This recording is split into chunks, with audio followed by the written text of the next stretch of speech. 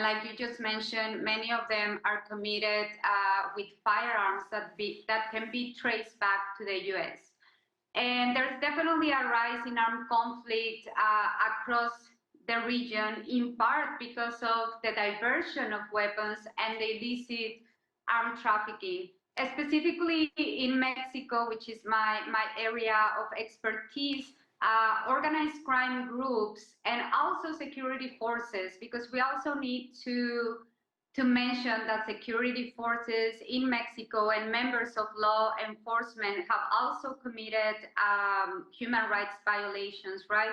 Such as murders and forced disappearances. And what this has caused is a massive displacement of people. We are now seeing whole towns that are empty.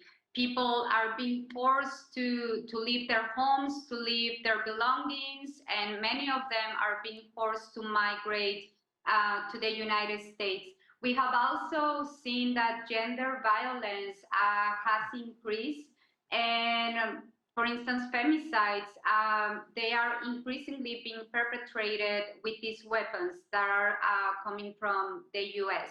So I think it's really hard to just blame this flow of guns because of the violence in Mexico, right? Obviously, we need to address what is happening in Mexico with a more comprehensive approach, but it's definitely, I mean, we're seeing on the streets that the firepower that the drug cartels have is having an impact on civilians and whole towns, right? So this is originating a series of problems across the country.